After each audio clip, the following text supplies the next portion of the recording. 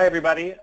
Thanks so much for joining the webinar today, talking about new resources for advancing equity and sustainability and climate action. It's great to see so many folks out there today and have a lot of interest in this very important topic.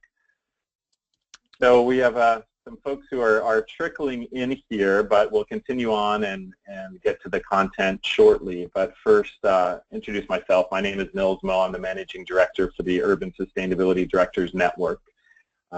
Quickly, USDN is a peer-to-peer network of local government professionals from cities across the US and Canada, dedicated to creating a healthier environment, economic prosperity, and increased social equity.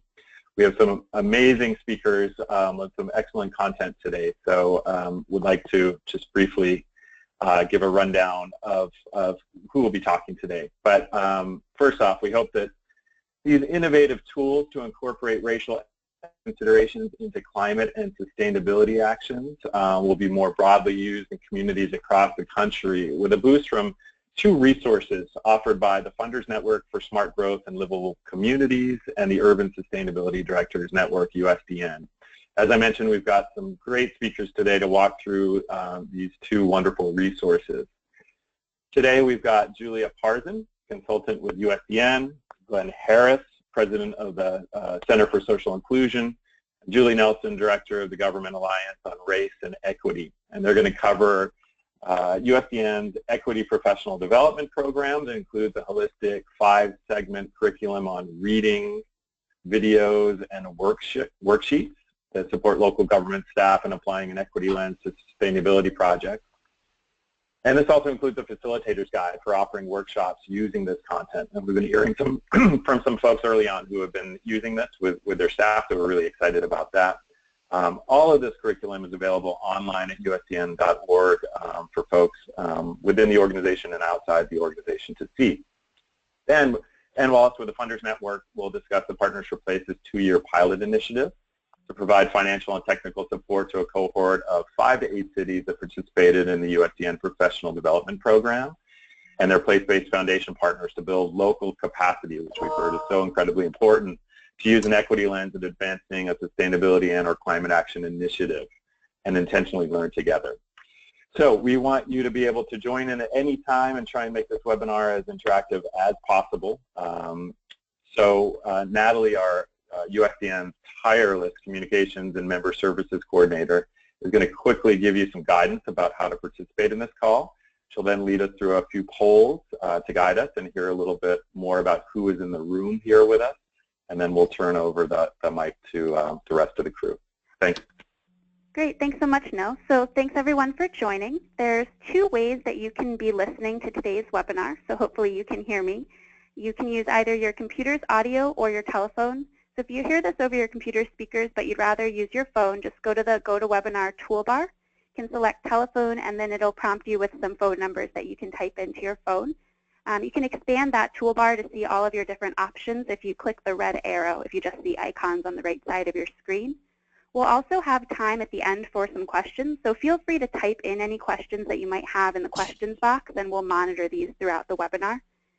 You can also type in any general comments or maybe technical challenges that you have in there, and we will monitor those as well. And so now we're going to just go into a couple of quick polls, and then we'll introduce our speakers. So please describe the organization that you work with. Do you work for a local government, a federal or state or provincial government, a national NGO, a foundation funder? So we'll just keep this open for a couple more seconds. Got about half of the people voted so far.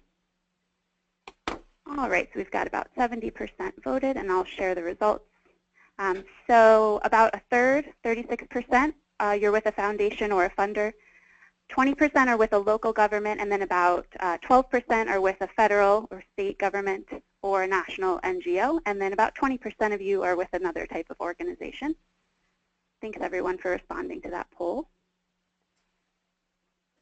Our next poll is just asking you to please select the statement that best describes your equity work.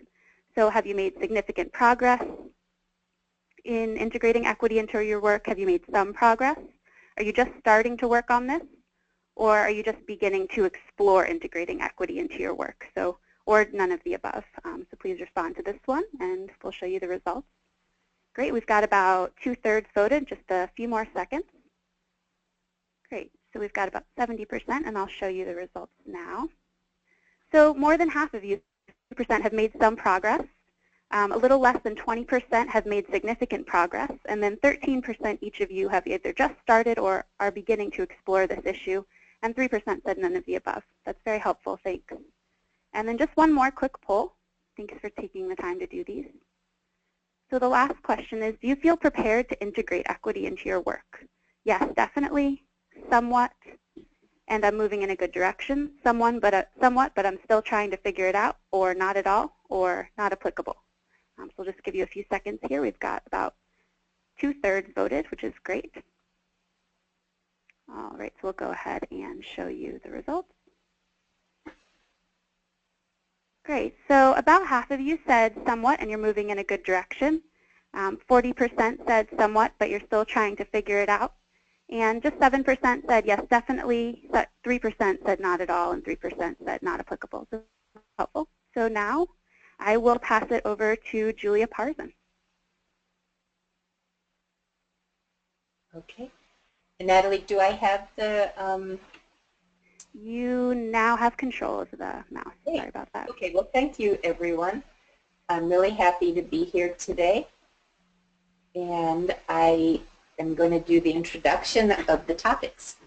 And I really want to start with the person who began this call. I don't know that everyone was on when Nils Moe, the managing director of the Urban Sustainability Directors Network, kicked us off. And what you're looking at this slide is pictures of the network. And sustainability is still a really new field of endeavor. And new fields have rapid evolution. There's a lot of experimentation. And then as you experiment, you want to move those successful experiments into practice as quickly as possible. And that's what a network like USDN does. So each of the dots in these maps is connections between members. And you can see that there are more and more members and deeper connections. And USDN has built on those relationships. It's really depicted in this graphic from last year. There's actually more members and more funds now. But to support these cities and county sustainability leaders, it created a set of financial products to foster innovation.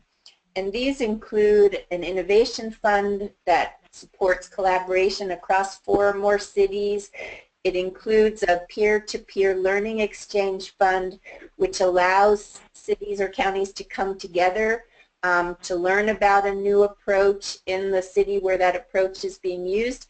And it also includes a partnership with the Funders Network for Smart Growth and Livable Communities, which is called Partners for Places. So these 3 tools are supporting rapid experimentation and then quick dissemination through the network that I showed you the picture of. And one of the areas of that activity is around equity. But first, a bit about Partners for Places that Ann Wallace is going to share with us. Great. Hi, everybody. USDN has been what I would call a thought partner for the Funders Network and our member foundations for a long time. And through the Partners for Places grant program, we're actually working on a grant program together. So Partners for Places is all about partnerships. It takes a village to create healthy, sustainable, equitable communities. It's a partnership between the Funders Network and USDN. It's a partnership between 7 national foundations who are investors in a matching pooled fund that's based at the Funders Network. And then together we've co-created a matching grant program, Partners for Places. And there are 2 programs right now that are under the Partners for Places umbrella. One is a general grants program, and the second is a new pilot initiative, our equity pilot initiative that we're going to talk more about a little bit later in the call. The General Grants Program has catalyzed $7 million in investments in sustainability projects in U.S. and Canadian cities over the past 4.5 years, and half of that $7 million has come from 95 local matching funders who have been actively involved. And part of the goal is to try to develop those partnerships between local government and local philanthropy. So we're excited about the involvement of the funders. As I said, we're looking at building relationships and partnerships for across these sectors and for the long term. And because we know that creating sustainable places takes time and persistence and resources. So in our most recent grants assessment, we determined that 85% of these partnerships have continued beyond the initial grant period, and 62% of our partners are continuing to work together on follow-on projects beyond the initial grant from Partners for Places. So we'll talk a little bit more about the Equity Project next, but I'll turn it back to Julia. So I want to give you a little bit of history on how the Urban Sustainability Directors Network and Partners for Places has been working together to foster experimentation and then replication and spreading of the practice of bringing an equity lens to sustainability and climate action. And it really goes back to 2011 because the network members raised their own issues that they want to work on. That was the year that members said, we need an equity user group that can bring us together to learn about how to bring equity more into our sustainability and climate action work. And in 2012, one of the earliest projects for Partners for Places was a collaborative grant that went to the City of Portland with the Bullitt Foundation for developing a new climate action plan with a very deep focus on equity. Then in 2013, USDN had a new project, this peer-to-peer funding exchange that I described to you briefly, and 9 communities went to Portland to learn about how to integrate equity into climate action. In 2014, the USDN with foundation support produced a scan of local best practices.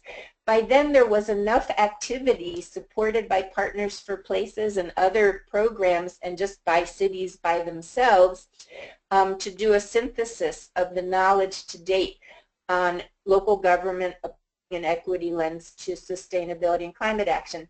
And that's continued into 2015. The peer exchange equity user group that started in 2011 with 20 interested cities now has 60 interested cities, and there have been many more projects that have been funded. So that's great progress, but it's really just a tip of the iceberg. One thing I wanted to add, going back to Partners for Places, is it's evolved too.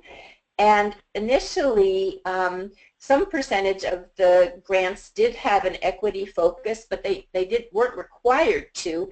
But by 2015, 75% of the general fund grants from Partners for Places were addressing equity in sustainability or climate action. So we were seeing the change there as well. But when USDN members were surveyed in 2015, they responded that they really still wanted to build core capacities a whole lot more in using a social equity lens, in leading organizational change. And that was where the idea emerged for the USDN capacity building program. And it was really around that time, just even separately, that Partners for Places was seeing such an increase in equity that there were questions also being asked about how to do more to help communities build capacity. Just a quick example, I know I want to be done in about a minute, looking at Portland. Portland had a 2009 climate action plan. This is to illustrate the change that's happening in the field, and equity was prominent, but it wasn't a top-level commitment. And Portland actually commissioned a scan of that plan to identify where it could be stronger. And when Portland did the 2013 climate equity, the climate plan with a real focused primarily on equity, it looked very different. All of the programs that were in it focused much more on addressing specific disparities and on developing programs that made sense for specific communities. Even more important, instead of just asking what the implications of actions were for disadvantaged or communities of color or low-income communities or other communities, it actually began to ask the question, how do we work with communities to identify the issues that they face and what we as a city can do to help? And then the next step was moving from just doing this for one plan and trying to figure out how do you create this capacity within your government, which started with hiring a full-time person to be a coach and sounding board for the department and for every discussion about decisions on policy and practice to bring the equity lens to that work. So that's what we took into account as we began to build a professional development program for USDN members and now for anyone who wants to use it. And here you see the front page from that program and with the link. But what I want to do now is turn this over to the two people that we hired to develop the actual capacity building program, who are Julie Nelson and Glenn Harris. So thank you, Julie and Glenn, for walking us through how those on the call could also use this program. Thank you so much, Julia. This is Glenn Harris. I'm the president with the Center for Social Inclusion. Just going to take a second and talk a little bit about who we are. We're a national strategy organization based out of New York. And really at the core of our work, it's about bringing together government and local community and other institutions to think about how we can address racial equity. And we take a structural approach. What we mean by that is we're really recognizing the intersection of multiple issues and policies as they relate to success in communities. And really lead with an approach that fundamentally centers that if we can come up with policies, programs, and practices that work best for those who are most vulnerable in our communities, we'll come up with solutions that work best for all of us.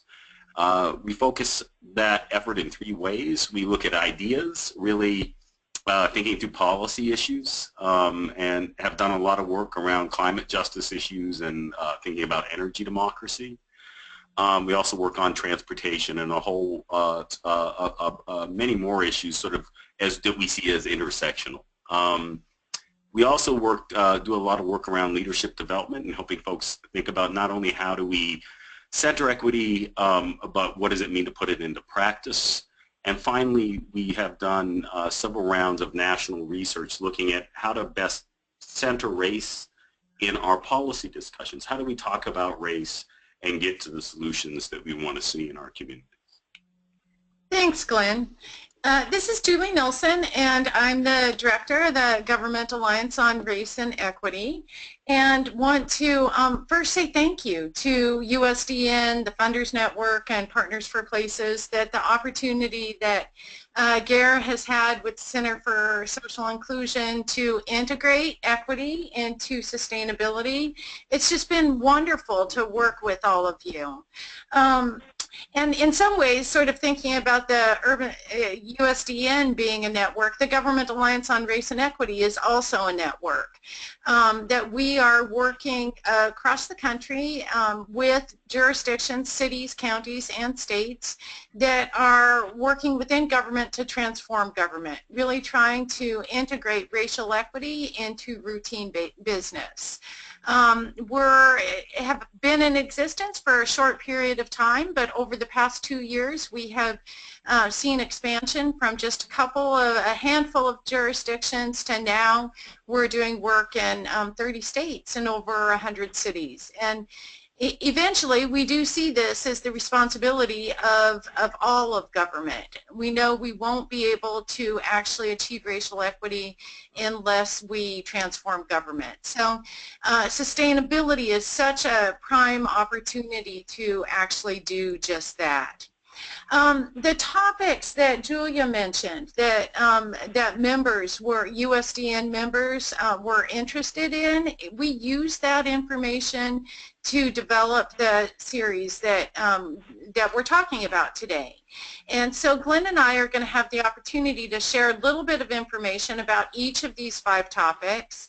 The first one is looking at the opportunity for local government, really the leverage that government provides. Second one, communicating about equity. Third one, building shared understanding. Fourth, using an equity tool. And the last one being leading organizational change efforts. And in thinking about each of those topics and trying to come up with a curriculum and an approach that we thought would be most effective for helping folks both to hold them and implement them, for each topic we developed a video overview that actually goes through each topic, sharing both sort of, you know, what are the fundamental principles as well as what are the opportunities for application. The curriculum in the video is also used as sort of background, includes rather background prep and resources. And then of course to again make that, put that into praxis, as they say, we have exercises and assignments that focus on moving from thinking about these issues to actually moving them into applied action within each organization and community. So we're going to give you a little bit of an overview of what each of these areas are. And as Glenn mentioned, we've got a field of practice right now that has actually been expanding significantly over the past years, and we want to build that field of practice.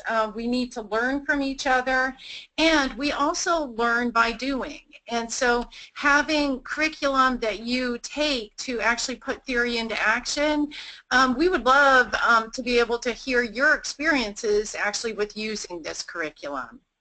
The first topic that we dig into is looking at the opportunity for government to advance racial equity. And to do that, we have to first understand the historical role that government has played in relation to race. Looking at the reality that government played a role in creating and maintaining racial inequities.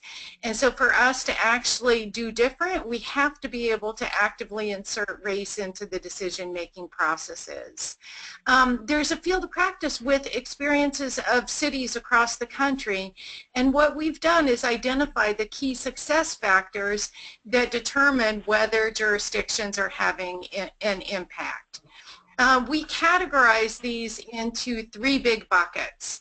And the first video and set of curriculum goes into these in more detail. The 3 big buckets are that we have to be able to normalize conversations about equity. That sometimes when we're delving into a topic like racial equity, there can be tension, and we need to be able to normalize conversations so people don't feel tension about it. We have found that having common definitions so that we have shared understanding makes a huge difference. Second big bucket is operationalizing, and this is where we're not just talking about equity as a value or a principle, but that we're actually putting ideas into action. So using a racial equity tool to actually do that on a routine basis across multiple lines of business, across policies, across practices, actively inserting racial equity is a key part of operationalizing. Using data and looking at changes in policy that can take place because of those putting racial equity into the decision-making process. Third big bucket is around organizing, and we know that we need to build internal infrastructure and to work in partnership with community. Good news is that we've got allies, that, as I mentioned, we've got a growing field of practice, and it's not, we've got a set of allies who are trying to do the same thing. And to the detractors, we need to have strategies to address resistance. So that's a key part of organizing as well.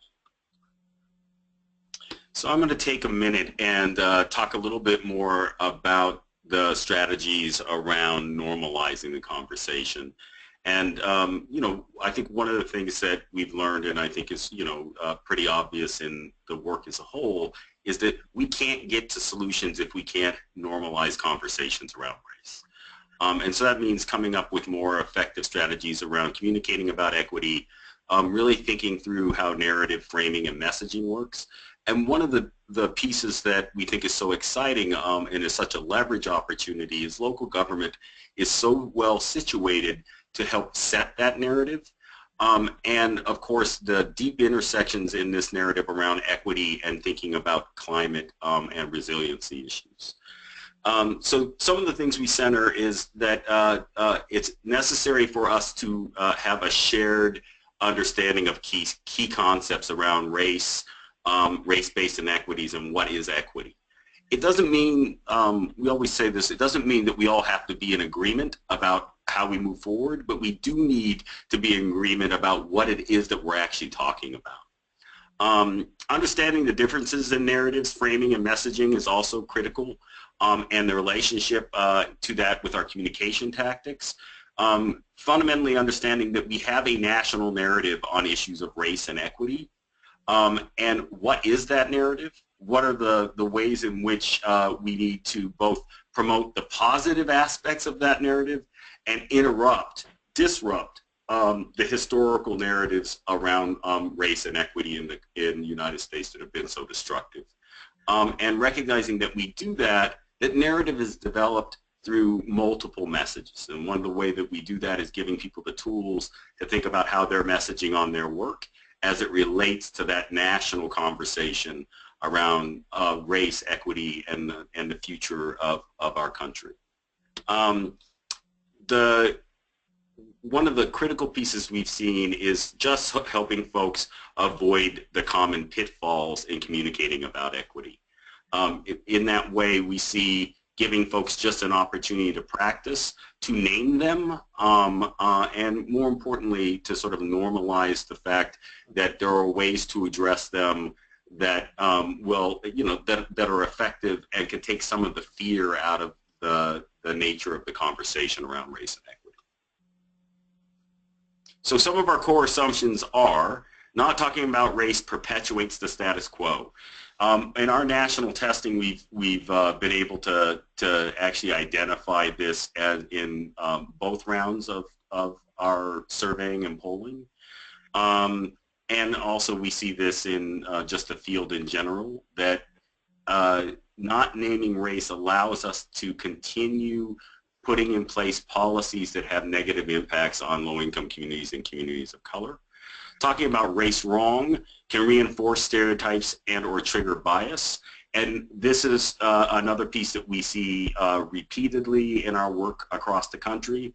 One simple example of that is that just simply naming disparities, just simply showing data, we know can actually reinforce stereotypes. And so how we share data, how we actually talk about what inequities look like is actually critical to success.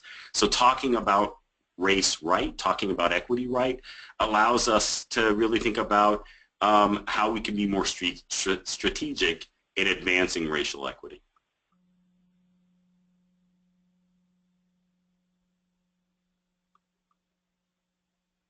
So as part of our work in testing, what we were able to do is develop a model that we have found to be most successful in naming race and talking about policy.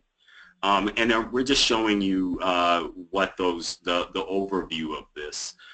You can find on our website a report that we released last year on our most latest round of testing, and a more detailed breakdown of what our ACT model is.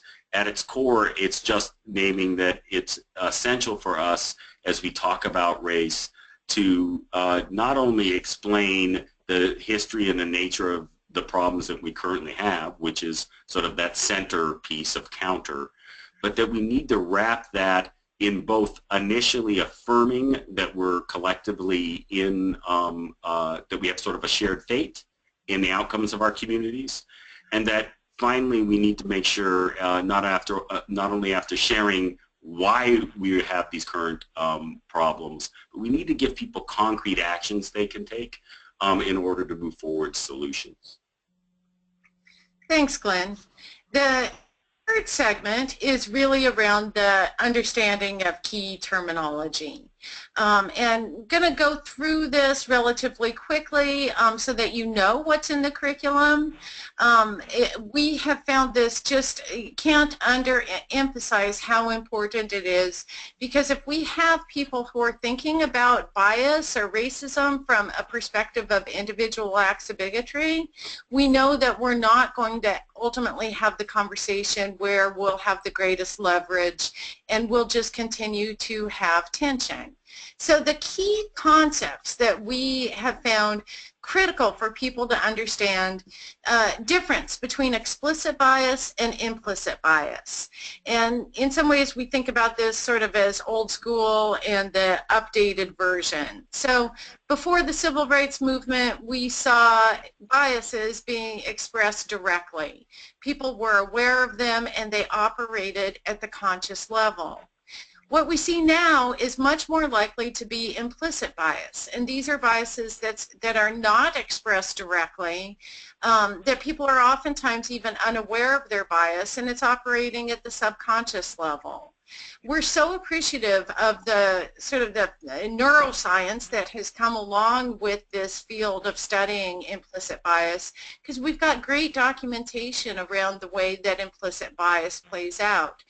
One of the key things about thinking about implicit bias is that it's not just a matter of individuals having implicit bias, but in fact implicit bias has been baked into our institutions and organizations. So for us to get to different outcomes, we really have to be tackling implicit bias within our institutions. At the same time, we also think it's really important to use definitions around individual, institutional, and structural racism.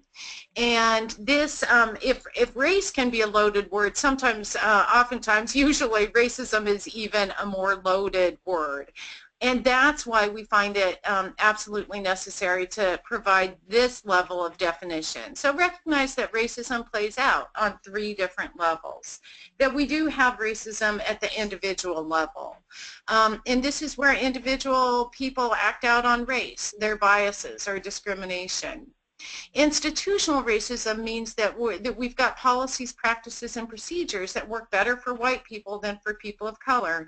And this frequently happens unintentionally or inadvertently. People don't even realize they are doing that. And structural racism merely means that it's not just one institution that's got institutionalized racism, but a multitude of institutions, plus we've got a historical legacy of racism, and we've got racism playing out at the societal level as well. Structural racism is where we can actually have the greatest impact on changing conditions at the community level, and institutional racism is oftentimes where we as people within organizations have the ability to bring about change. These are topics that we oftentimes spend day-long workshops talking about, and so just giving you sort of some, laying some definitions on you and recognizing that this is the curriculum, that really taking the curriculum and having discussions with your colleagues and, on these topics, that's how you start to work on equity and changing your institution. Absolutely. Julie, maybe about a 10-minute warning. Great. Great. Thank you. Thank you for that. So, those are the terms we use for just normalizing conversation, but one of the tools that we think is absolutely essential for putting those ideas into action is a racial equity tool. And in that way, trying to help folks understand what a racial equity tool is, how they can apply it, using examples from local sustainability leaders on what they've applied it to and what success looks like and what those challenges are. And at its core, a racial equity tool, we frequently use the analogy that it's similar to an environmental impact statement. That at its core, it's about stopping in the middle of a key decision point and inserting a conversation, asking the right question about who's impacted and who benefits and who's burdened by those decisions. It really is a way to identify opportunities to advance racial equity, and it can be used in policy, practice, or program. So just briefly, again, you can actually find an example of a racial equity toolkit on the Government Alliance website, and there's many of them out there, but in general they follow a similar path, which is really getting folks to think about what are the big picture desired results they want to get, getting folks to actually think about. Sometimes that in and of itself is finding the data. Do we actually have the disaggregated data we need to think about issues of race and equity? It's fundamentally at its core about centering community, because community is we know that's where the solutions sit. And then really thinking about what are the strategies moving forward, how do we think about implementation, and finally, how do we communicate what we're doing in a way that shows not only naming successes and challenges, but that's actually, again, that's accountable back to the communities that government serves. Julie, do you want to share a little bit about this example? Yeah, we were just wanted to give you an example of how, when we're talking about something like reducing transportation greenhouse gas emissions, if we're actually going to integrate equity into the decision-making process, that we can look at it from a policy perspective so that we're setting targets for the development of land use policies, housing plans, that it's that sort of implementation that's going to make a difference. We also need to be specific about the results that we're talking about. And we're big into measurement, and measurement is about accountability. So making sure that when we say that we're going to do something, we actually do it. And then the analysis of data is actually making sure we're tracking whether it happened. So this is just an example of using a racial equity tool and the impact that can happen. The last component of our curriculum is around leading organizational change efforts. And building a team and organizing within your own city and in partnership with community is critical. That this is not independent work. That for us to have impact, we have to be building our teams so that we're having greater, stronger relationships and really expanded capacities. One of the challenges that we think about is that oftentimes we know where we want to get to, and there's a lot of work that needs to take place between sort of here and there. I want to give the example of Seattle, and both Glenn and I worked for the City of Seattle on Seattle's Race Social Justice Initiative for many years, and it was through, it's been in place for the past dozen years, and that it did not start out of, it started with community organizing. Community putting pressure on the city at the time back in 2004, and over the course of the past dozen years have built lots of infrastructure within city departments and in partnership with community. And so now, from a departmental perspective, we've got every single department in city government with a racial equity action plan. Thinking about the area of sustainability, this is critical because sustainability is not about individual departments. It's about how pieces come together. And as an example of how one thing has led to another, just last year, Mayor Murray launched the first of its kind Equity and Environment Initiative. And it really did pull together resources and people from across multiple departments. Very exciting to see that take place. So the facilitator's guide that is on the website includes links to the curriculum that goes along with each of these 5 areas. And in the curriculum, what you will find are the videos that we produced and homework assignments and additional resources. And so the curriculum really is about building your teams, that it is about participating in groups so that you have greater shared understanding around the work you're doing. Is there anything you'd add on that one, Glenn? No, I think that's right, Julie. Really just trying to pull all the pieces together for folks to have a sense of the overview of our approach.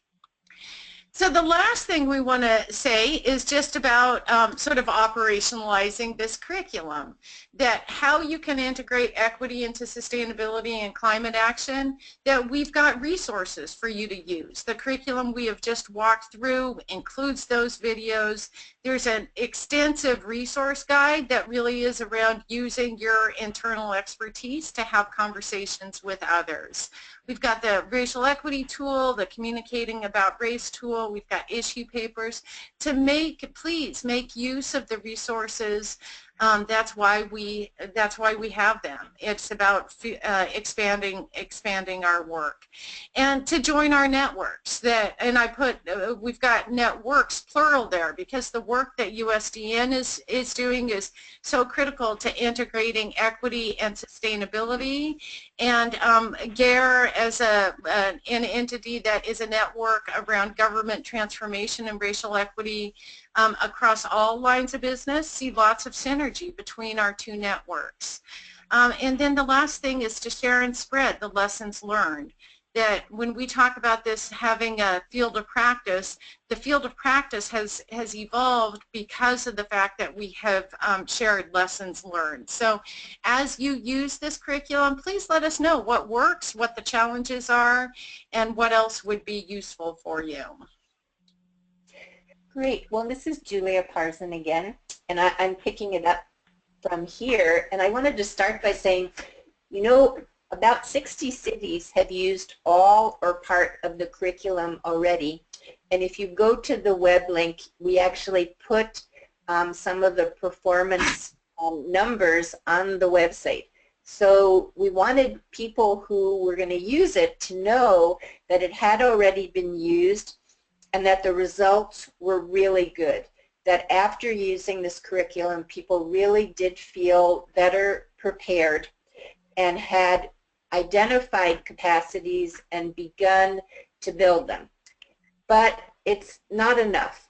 And actually, one other thing I wanted to mention first that Julie and Glenn didn't say is that the process of working together with other people to go through this curriculum is one of the best parts of the process. So doing it alone, you'll learn something, but doing it in groups, you'll learn a lot more. And there are cities in the USDN network who are now using this curriculum throughout their department and beyond to start conversations about what does it mean to bring an equity lens into their work. But people still have questions, and they're harder questions. We're getting to the meat of it in terms of how do you really embed this work into local government? How do you create an ongoing conversation and one that extends beyond the kind of transactional work that a lot of local government workers do? And so that's the reason why Partners for Places created a new equity pilot initiative. And Ann Wallace is going to share some information about that initiative, which also is going to share the results publicly and hopefully contribute to what we all know about how to do this work well. Great. Thank you, Julia. So 2 of the examples that we talked about earlier in the webinar, the Portland grant that we had to really embed a strong focus on equity in the climate plan, and the Seattle Equity and Environment Initiative are actually grants that Partners for Places made out of our general grant program. But as we've seen, there's been this is a growing field. There is a really strong interest in the USDN and within local governments to take this on in a more deliberate, intentional way. And so we felt that the Funders Network and USDN felt that the time was right for us to partner and think about a targeted effort that would help provide resources for communities to actually implement and move ahead on this work at the local level. So we have done that by creating an equity pilot initiative to try to address some of the questions that are here on the PowerPoint slide, which is, how can local governments build capacity for applying an equity lens? How can they leverage project-level work to achieve institutional change? How can Partners for Places help spread effective practices for building capacity to use an equity lens? So we've done this with a pilot that's a 2-year pilot project that's supported by the Candida Fund and the Kresge Foundation. And it builds upon the great work of USDN's professional development project of the past year and the work that Julie and Glenn have just been talking about. And then it includes some additional components. In addition to the place-based activities, there's a peer learning cohort and documenting and sharing the lessons learned. So I thought I would just run through those elements. So the pilot will support project activities in communities, undertaking sustainability or climate action projects, and working with a team to address specific racial equity disparities in those communities. The team is expected to have access to professionals who have done this work, so equity experts, whether they are people that are part of the team already and they bring that expertise, or they need to bring in outside help to assist with that. But we feel that it's important that they have that access to people that have really done this kind of work and understand how to do it. Then there's a technical assistance component, which Julie and Glenn, in addition to working with USDN, are the technical consultants for the equity initiative at Partners for Places. So they have been working with the applicants, and they will be working with the grantees, providing technical support and also being present at a workshop and doing some training, a kickoff workshop that we'll do sometime this summer. Then, as I mentioned before, there's a peer learning component, and we will also hope to incorporate others at USDN that are embarking on this work but aren't necessarily being funded through the grant program to be part of that peer learning cohort. And then there's an evaluation component and sharing the lessons learned with others, both within all of the networks that are on this call today. So, Julia, I'm going to pass it back to you for a sort of final comments. Yeah, thank you. And I will say that a few people have asked about getting the PowerPoint, and we can share that as a PDF after this call. And Natalie, can you just say, do we have email addresses, or do people need to send an email address if they want a copy? We have the email addresses for everybody on the call, so we'll send it to everybody who joined today. So okay, that'll be easy. Great. So what's going to happen in the next year or two is this now 60-city member group of USDN members is going to continue to come together by conference call over the course of the year using the capacity building framework that Julie and Glenn just shared with you to hear from each other about what they're trying out in their cities. There'll continue to be peer learning exchanges, innovation grants, and Partners for Places grants that will support continued experimentation. This last cycle for Partners for Places, for the first time, there was an explicit criteria around equity points awarded for equity content of projects because of the trends that we've seen in readiness to and desire to take that on. The equity pilot, as Ann Wallace from Fund Work indicated, is now ready to begin implementation, and we are going to be doing this assessment, and then once a year we'll have a public annual report sharing what's been learned. And the network, going back to the first slide, showing all of those connections between people and cities, will continue to spread lessons and practice, and we hope to take it beyond through additional webinars like the one today. I want to mention that actually, in addition to funding the Partners for Places Equity Pilot, that the Condetta Fund and the Kresge Foundation were also, I'm sorry about that, were also the funders for the capacity building initiative at USDN.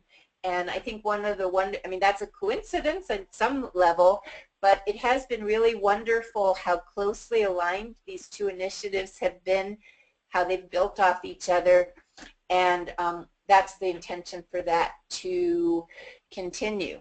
So I think the only question that I didn't get to, the other questions were all about the PowerPoint, but we had one question is the equity pilot already underway and communities selected, or can new communities join in? And the answer is that the first round of participants have been selected, and they were selected based on there were 24 cities that participated in the capacity building workshop that used the curriculum we just described, and those were the cities from which applicants were selected.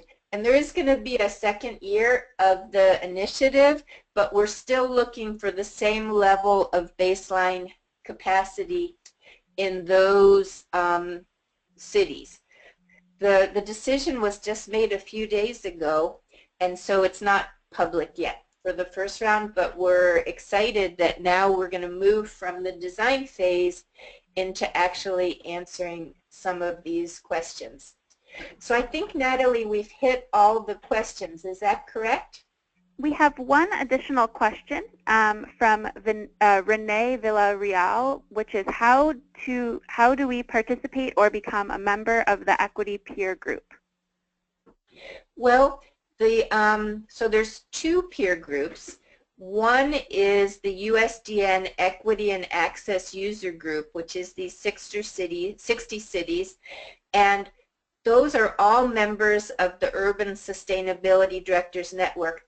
And so the network is a membership-based network, and the groups are for the members.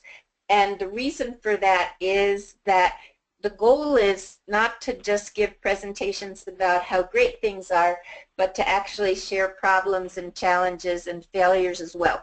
So a city or county sustainability director can join the Urban Sustainability Directors Network. The other peer group, which is the peer group we're putting together for the Equity Pilot Initiative, is going to be first for the grantees of that project, and second for other USDN members that are, I'm really sorry about that, and second it'll be for other USDN members who are actually implementing a project using an equity tool. So neither of them at this point is just, you know, generally open. They're for particular participants. Julia, this is Ann. If we could just add that one of the things that the Partners for Places is looking for, again, is building relationships with place-based local funders, oftentimes community foundations.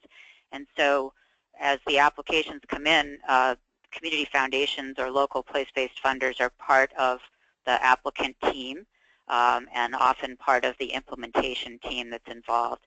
So that's another way. And then Julie and Glenn, of course, that GARE is as a third network that I think is open to local governments. Maybe Julie wants to say a word about that. Yeah, the Government Alliance on Race and Equity is a network, and we operate at two different levels. Ideally, what we are aiming for is working with the breadth and depth of a city or county. And so when you join that network, it's when your city or county has made a commitment to working on racial equity. We also recognize, however, that there are times when there might be an individual department that is working on racial equity and not the entire jurisdiction. And so we have an affiliate membership that is possible for people to join, and then we also have an individual membership way of joining GARE. You know, this is organizations usually are not in the situation where it's jumping in sort of feet first, and so this is a way for organizations to gradually join the Government Alliance on Race and Equity. So I noticed there's another very specific question that came in about you know, this curriculum and the set of tools that Glenn and Julie included in it that they developed, could they make a difference if a community had been through this process in addressing specific events? So the specific event this person mentioned was a cross burning in their community.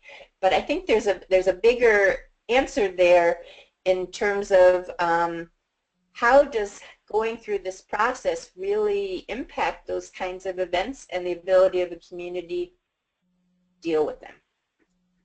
It's a great question. You know, first I just want to, it's always horrific for a community to go through that. And I think the answer is, yeah, I think we've seen that this process can make a significant difference. Again, both in that part of figuring out how do we normalize conversations around issues of race and equity.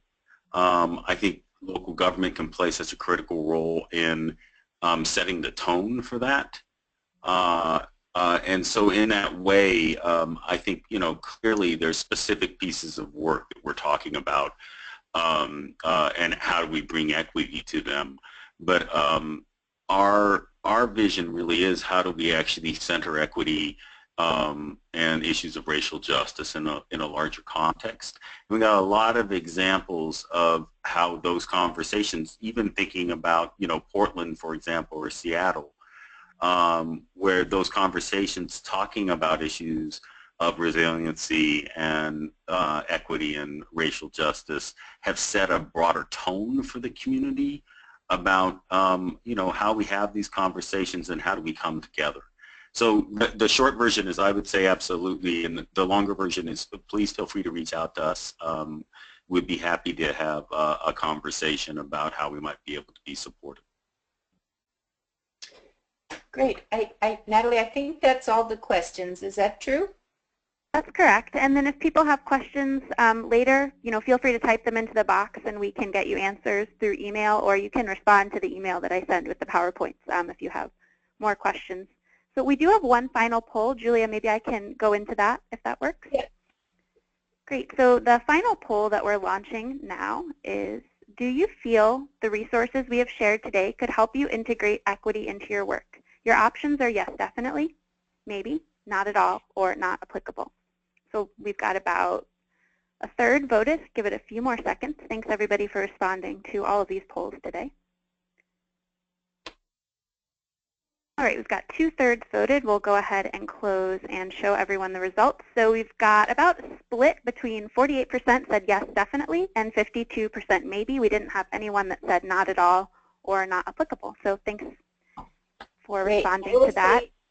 Those who said maybe, you know, if you go look at the site and you find it helpful or not helpful, you know, please let Julie or Glenn or I, Julia Parson, know. As we learn more from the equity pilot and from other activities, there may be opportunities to update and refine. I certainly hope so, and so we'd love to hear from you. As Julie and Glenn already indicated, they're very happy to hear from you too.